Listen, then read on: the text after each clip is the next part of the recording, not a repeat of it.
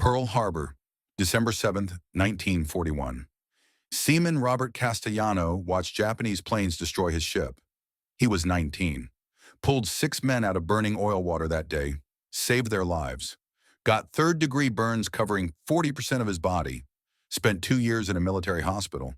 When he finally got out, his captain asked him one question. "What did you learn?" Robert said, "Mercy is stronger than rules. Sometimes saving someone means breaking protocol." That lesson lived in his family for 3 generations. His great-grandson learned it the hard way. Officer Jake Castellano sat in his patrol car on Route 9 outside Boulder, Colorado. Tuesday afternoon, slow day. He'd been a cop for 6 years, state trooper for 2. Good record, clean record, by the book. He did everything right, always. Then she came flying past him. White sedan, at least 90 and a 65. Jake hit the lights, pulled her over. Walked to her window. "License and registration, please." The woman was maybe 30, hands shaking, tears streaming down her face. She handed him her license, dropped it twice before he could take it. "Ma'am, do you know how fast you were going?" "I'm sorry," she said, her voice cracking. "I know, I'm sorry. 92 and a 65, Jake said. "That's reckless driving. That's jail time. You could have killed someone." "I know," she sobbed. "I'm sorry, I have to get there. I have to." "Get where?" "My daughter," the woman said. "She's at Children's Hospital in Denver. She collapsed at school. They said it's her heart. They said I need to get there now. They said..." She couldn't finish, just cried. Jake looked at her license. Sarah Mitchell, age 31, address in Boulder, clean record. He looked at her face. The terror, the desperation, the truth. He should write the ticket. Reckless driving, court date, fine, points, maybe jail. That was the law. That was his job. But he thought about his great-grandfather, about mercy being stronger than rules. "Ma'am," Jake said, his voice softer.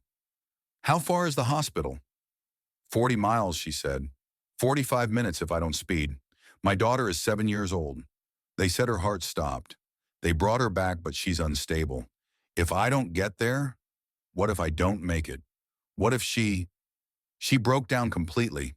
Jake made a decision. He would regret it, or save a life. He didn't know which yet. "Ma'am," he said, "I'm going to let you go with a warning." "What?" Sarah looked up, shocked. "But you need to slow down," Jake continued. "I mean it. 70 max. You're no good to your daughter dead in a crash. Understand?" She nodded, crying harder now. "Thank you. Thank you so much." "Go," Jake said. "Be safe." Sarah drove away, slower this time. 70, not 90. Jake got back in his car, wrote up the stop. Warning issued. Reason, medical emergency. His sergeant would question it. 92 miles an hour deserved more than a warning. But Jake didn't care. He'd done the right thing. He was sure of it. 2 hours later, Jake was back at the station, filing paperwork. His sergeant walked in. "Castellano, sheriff wants to see you. Now." Jake's stomach dropped. The sheriff never called people in unless it was serious, unless someone complained, unless you messed up bad. He walked to the sheriff's office, knocked. "Come in." Jake opened the door. The sheriff sat behind his desk, face hard, unreadable, and sitting across from him was Sarah Mitchell, the woman he'd let go. Jake's blood went cold. "Officer Castellano," the sheriff said. "Sit down." Jake sat, his mind racing.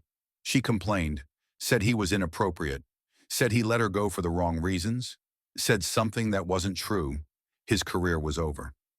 "Mrs. Mitchell came to see me this afternoon," the sheriff said, "about a traffic stop." "Yes, sir," Jake said, his voice steady. "I stopped her for reckless driving. 92 and a 65. The sheriff nodded.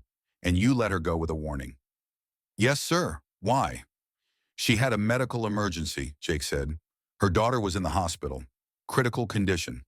I determined that the circumstances warranted discretion."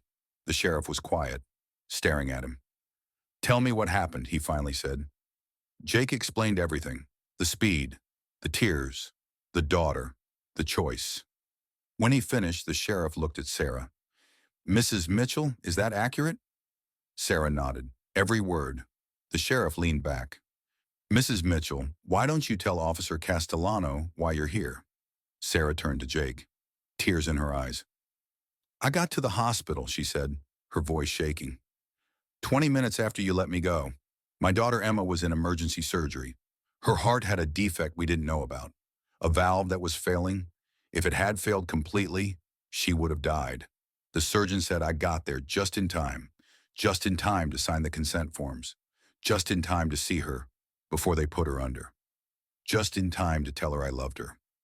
If you had arrested me, Sarah continued, if you had taken me to jail, written a ticket, made me wait, I wouldn't have made it. I would have missed her. And if something had gone wrong in surgery, I would have never seen her again. Jake felt his throat tighten. How is she? She made it, Sarah said, smiling through tears. Surgery was successful. She's in recovery. She's going to be okay. Because of you. Because you showed mercy when you didn't have to. The sheriff spoke again. Mrs. Mitchell came here to tell me what you did, to make sure I knew, to make sure you got credit for making the right call. Jake looked at the sheriff. Sir, You broke protocol, the sheriff said. 92 miles an hour is automatic reckless driving charge. You should have arrested her. Yes, sir. But you didn't, the sheriff continued. You used discretion, judgment, compassion. You saw a mother in crisis and you helped her. That's good police work. Jake didn't know what to say. The sheriff pulled out a letter. This is from the hospital, he said. From Emma's surgeon. Confirming the timeline. Confirming that Mrs. Mitchell's presence was critical. Confirming that your decision likely saved this little girl's life. He handed the letter to Jake. Read it later. There's something else.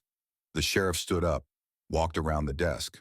Officer Castellano, as of today, you're being promoted to senior patrol officer. You're also being assigned to our community outreach program. We need more officers who understand that the badge isn't about enforcing rules. It's about protecting people. Sometimes that means breaking the rules. Jake stood up, shook the sheriff's hand. Thank you, sir.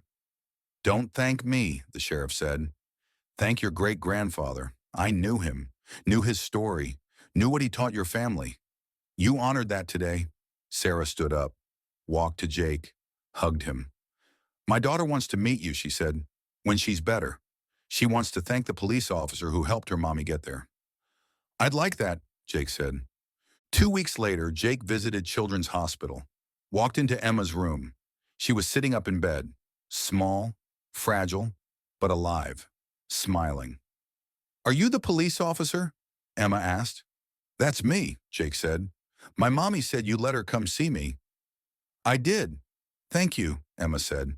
The doctor said I almost died, but I didn't, because mommy was here, and mommy was here because you were nice. Jake knelt down beside her bed. You're very welcome, sweetheart. Emma handed him a drawing, crayon on paper, a stick figure, police officer, a stick figure, little girl, a heart between them. I made this for you, Emma said, so you remember me. I could never forget you, Jake said, but I'll keep this forever. He did, framed it, hung it in his office. A reminder that sometimes the right choice isn't the legal choice. Sometimes saving a life means showing mercy. 5 years later, Jake was a sergeant, training new officers. One day, a rookie asked him a question. Sarge, what do you do when the law says one thing, but your gut says another? Jake thought about Sarah, about Emma, about his great-grandfather pulling men out of burning water. You follow your gut, Jake said. The law is important, but people are more important. If you ever have to choose between following a rule and saving a life, save the life, every time. But what if we get in trouble, the rookie asked.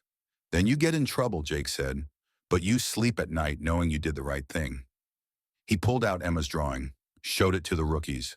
5 years ago, I let a speeding woman go. She was doing 92. Should have arrested her, should have followed protocol. But I didn't, because she was a mother trying to reach her dying daughter. And because I showed mercy, that little girl got to see her mother one last time before emergency surgery. got to hear her mother say I love you, got to survive because her mother was there to sign the consent forms. That's worth more than any ticket. The rookies stared at the drawing. One of them spoke up. Did you get in trouble? Jake smiled. I got promoted because sometimes breaking the rules is the most heroic thing you can do. 10 years after that traffic stop, Jake was chief of police. Sarah Mitchell walked into his office. Emma with her. Emma was 17 now. Tall, healthy, strong. Chief Castellano, Sarah said. We wanted to see you. Emma stepped forward. I'm applying to college, she said. Pre-med. I want to be a pediatric cardiologist. Because of what happened to me. Because someone showed my mom mercy when she needed it most. I want to do the same for other kids. Jake's eyes filled with tears. Your mom would be so proud. She is proud, Emma said, and she wanted me to give you this. Emma handed him an envelope. Inside, a photo. Emma at graduation. Valedictorian.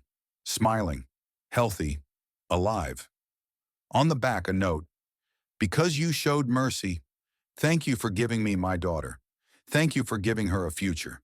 She's going to save lives because you saved hers. With eternal gratitude, Sarah and Emma Mitchell. Jake kept that photo next to the crayon drawing. Two reminders that mercy creates miracles, that breaking rules saves lives, that sometimes the badge means choosing people over protocol. Here's what Jake learned. His great-grandfather was right. Mercy is stronger than rules. That day on Route 9, Jake could have followed the law, arrested Sarah, written the ticket, done everything by the book. But Emma would have gone into surgery without her mother, without saying goodbye, without hearing I love you one last time. And if something had gone wrong, Sarah would have lived with that forever. Instead, Jake chose mercy, chose the mother, chose the child. And that choice saved a life, created a future, inspired a career. Emma is going to save hundreds of children as a cardiologist, all because one cop let her mother go with a warning. Your choice to show mercy, to bend the rules, to see the human behind the violation. You have no idea what you're creating. Here's my question for you. Who needs your mercy today? Who's speeding toward a crisis? Who needs you to see beyond the rule to the reason? Maybe it's literal. Maybe it's metaphorical. Either way, show mercy. The rules will still be there tomorrow, but the person in front of you might not be. If this story moved you, leave a comment about a time someone showed you mercy when they didn't have to. Subscribe if you believe in cops who use judgment over protocol. Share this story because someone watching is facing a crisis right now and they need mercy, not rules. We show mercy. That's what heroes do. Now go be someone's Jake. Go let them go with a warning.